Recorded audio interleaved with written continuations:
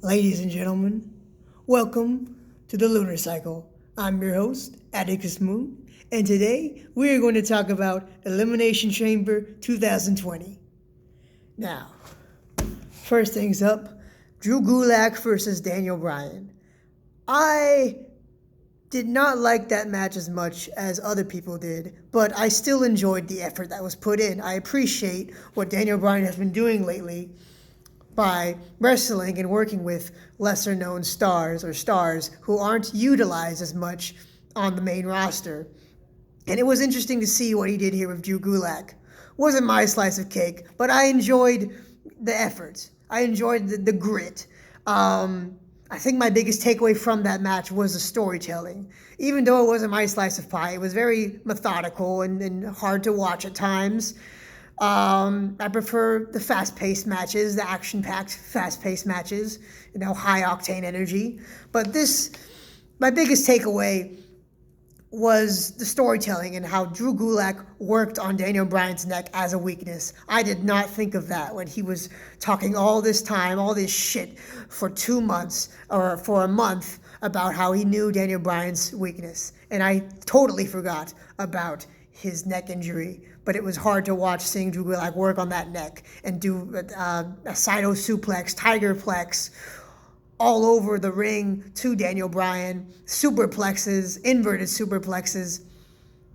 And I was genuinely concerned for Daniel Bryan. I think either he did really good selling or he actually hurt his neck. I was genuinely concerned. I was like, oh my God, Daniel, are you actually okay? Had welts all over him.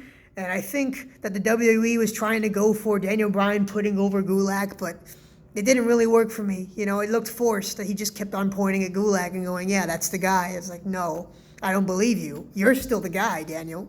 Drew Gulak's not the guy. I like Drew Gulak, but he's not a star to me. Not yet. That didn't make him, but it showed some potential or reminded me of why Drew Gulak is a former Cruiserweight champion and why he was called up before a lot of his other peers on 205 Live. Andrade versus Humberto Carrillo was next, and honestly, there's not much to say about that match. I didn't really like it that much. It was interesting. It was exciting. It was more my style. It was fast-paced, high-octane energy. They were flying around. But what really hurt this match for me is the fact that they kept on repeating or calling back to their old spot where they would try the hammerlock DDT to the concrete and they'd take off the padding. I'm fucking sick and tired of seeing them repeat that spot. I'm sick of it. It was cool the first time they did it like 2 months ago, but now I'm just tired of both these guys. Well, more Humberto, not really Andrade. Andrade will always be my bread and butter. I will always want him to be at the top of his game and to be a champion. And I'm glad that he's still the champion because I did not want Humberto to win at all. I don't see anything in Humberto. I don't see much, really, to be honest here. Those are facts here. Just deal with it. Deal with my opinion, all right? I think Andrade should have a really big match at Mania. I think he could do better than a multi-man match. I think he deserves better. I think he deserves to retire Rey Mysterio. But anyways, that's my biggest takeaway from that match is just the repeated spot, the hammerlock to the concrete. Sick of it. Don't want to see it anymore. Tired of this rivalry. Next up, match of the night, in my opinion. This was my bread and butter right here. This was the cream of the crop of that weird Elimination Chamber card. The SmackDown Tag Team Title Elimination Chamber match. I loved it. I loved how they started with the New Day and the Usos, and I loved how almost every single team in that match was over, except for probably Lucha House Party. I feel like they should be over. They're great. I like Lucha House Party, and I felt like this was their time to shine, but they didn't really shine that much. They could have done more, but they were really just there to eat a pin and make someone else look strong, which was the real team of the match, Heavy Machinery. They came in, eliminated Lucha House Party, and they got the biggest pop of the night. I think they were the most popular stars on that card, and I hope WWE takes notice of that and realizes they have to capitalize on Otis Mania before it's too late, because Otis Mania is huge. It's great, and I think Before these past few months, I couldn't see Heavy Machinery as future tag team champions at all. But now I really want to see them prove me wrong or prove anyone else wrong who thinks that they can't do it, because they were looking awesome that night. And Otis running through the freaking pod outside of the chamber, breaking through the chamber, that was awesome. That was one of the best things I've seen in chamber history, and it really got me going. I was on the edge of my seat going, oh no, what's Tucker gonna do? Is he gonna win this match by himself? Is he gonna be an Iron Man? That would have been a great opportunity for Tucker, because Tucker he would not be over without Otis. Otis is a sweetie pie. He is precious. He needs to be protected, He's my spirit animal, honestly. I love Otis. I adore him. I just wish he'd keep his shirt on a little longer.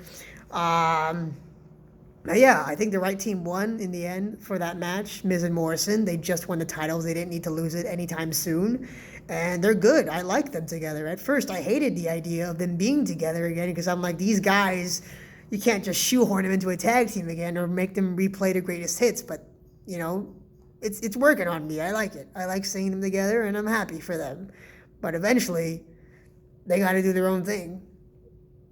That just, but it won't happen anytime soon. I'm sure of it. I am sure of it. That is precisely what I see in the stars aligned. Styles versus Black, no DQ. That should have been match of the night, but it wasn't. It was pretty underwhelming, and I was just waiting for something exciting to happen. They tried their best, but I feel like there was a lot lacking there, and I was disappointed because Styles and Black are two of my favorite guys on the main roster, but they couldn't really make magic together. And it hurt seeing Gallows and Anderson wait out there the whole fucking time, because I was like, we all know they're going to interrupt. We all know they're going to interfere. Why are we just standing here? Why are they just standing there? It's no DQ. They can interrupt right now and this match easy. But they didn't.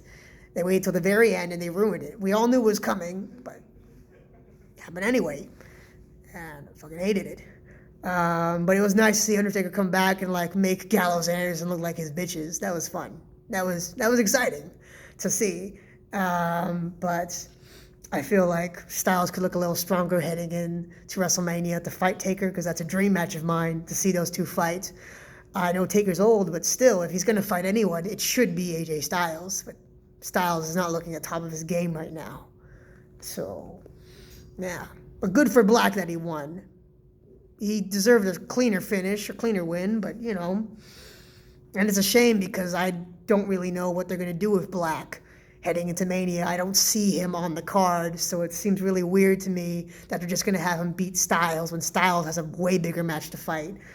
And yeah, Street Profits, Rollins and Murphy versus the Street Profits for the Raw Tag Team titles.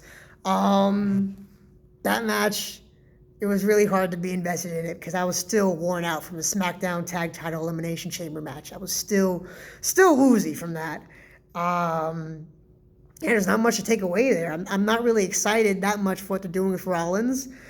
I liked him and Murphy as tag team champions and their feud with the Street Profits, but I'm not excited to see him fight Owens at Mania. It doesn't seem like a Mania match to me. It feels like they should have been building to something bigger than Rollins versus Owens. I think Rollins and Owens deserve better than this. But, they're doing the best of what they got, and I'll give them props for that, because Owens was pretty funny interrupting that match. But it was a little cringy to see this one lady who just kept on shouting at Owens and, yelling at him and telling him, hey, you suck! And, she kept telling him, you get out of here! And I was so confused. I was like, why does she hate Kevin Owens? I mean, she's perfectly entitled to hate anyone she wants, but, come on, it's Kevin Owens here. But then I saw she turned down her hat, and she had a Seth Rollins hat, and I was like, oh, well, it makes sense now. She's part of the cult, I guess, the Seth Rollins cult, or whatever they call it. They should have a fucking name by now for his damn faction. It's been a few months. You can't take a coalition or a faction seriously if they don't have a fucking name. That's typical. That's, everyone knows that for WWE. Come on. You gotta have a name for your team. Speaking of teams that don't have names, Sami Zayn, Cesaro, and Nakamura versus Braun Strowman.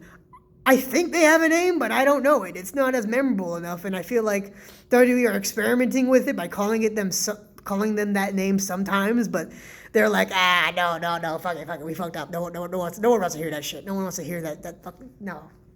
Cut it. Did y'all say the Liberators? No, we didn't say anything. We didn't say anything. Did y'all say the Cabbage Patch Kids? No. We didn't say that. Anyways, that match was really boring. Well, not boring, but it just wasn't. It wasn't an interesting match, but it did have my favorite moment of the night when Sami Zayn won the Intercontinental Championship. I've been wanting this to happen since the moment I saw Braun Strowman confronts Sami Zayn backstage a few months ago before Survivor Series. I've been wanting this for so long, and they did it, and I was so happy. I jumped out of my seat, posted it on Snapchat. I was so excited, felt like a little girl again, watching Sami Zayn raise up that title and rub it in Braun Strowman's face as Braun Strowman said, "I'm going to get you, you bastard." I can't wait to see Sami Zayn get these hands, but I hope that he's still champion after Mania, or that, I'm just so happy for Sami Zayn. That match was very uneventful, but I did like the triple team finisher. I'm a fan of that triple team finisher of Nakamura and Cesaro lifting up Braun Strowman and Sami Zayn hitting him with the Galuva kick and then suplexing him down. That is great. I like that. This rivalry, though, other than Sami Zayn winning, I don't care for it. But I'm pretty sure it's going to be like Zayn versus Strowman at Mania, or a fatal four-way for the title. I hope Sami Zayn just prevails and just keeps being champion, because he deserves it. It's been a long time coming. He's been in the company for too long. He needs this title. He deserves this title. I love the Intercontinental title, and I love the title with Sami Zayn. The Women's Chamber match. I'm going to go on a limb here, and I say that was probably the worst match of the night, but I don't totally disagree with the booking of it. I saw it coming a mile away. When I first saw the match advertised, I knew in my heart that, Shayna's going to destroy everyone in the chamber. She's going to eliminate them all. And she did. And I was happy that I was right. But then even when I predicted that, I knew in my heart of hearts, when I looked up at the stars, at the moon, yes, the mirror, not the actual moon, because who needs to look at the moon when you've got this face? I knew that it wasn't going to be a great match, that it wasn't going to steal the show. I knew that. But I had hope that maybe someone would stand out other than Shayna. Maybe Asuka would stand out, because I love Asuka. She's my favorite women's wrestler of all time. Or Liv, since she's been getting a push, and for some reason everyone's taking her seriously. I never did, and I still don't really, but I was like, if everyone else likes her, maybe she'll surprise me. She didn't really, but I appreciate her selling. Her selling was phenomenal. It really saved the match, because Ruby Riott and Sarah Logan did not really sell well for Shayna. They gave up too easily, and I love to see all of my wrestlers have a little bit more fight in them when they're in submissions, but they had no fight in them. At least Natalya got hit by a door a bunch of times, so that explains why she just tapped out quick. And Liv Morgan, she was being hung in the Kirifuda clutch, so it made sense that she, that was a good selling. She made Shayna look strong. Her and Natalya and Asuka made Shayna look strong, but Ruby Riott and Sarah Logan did not help at all. And they were really just kind of there. It's too bad that Ruby Riott just kind of came back to be one of Shayna's victims. And yeah, that's about as much I can say for Elimination Chamber. I sure hope that Shayna wins at Mania, and I'm excited to see her fight the man. Thank you for watching the Lunar Cycle.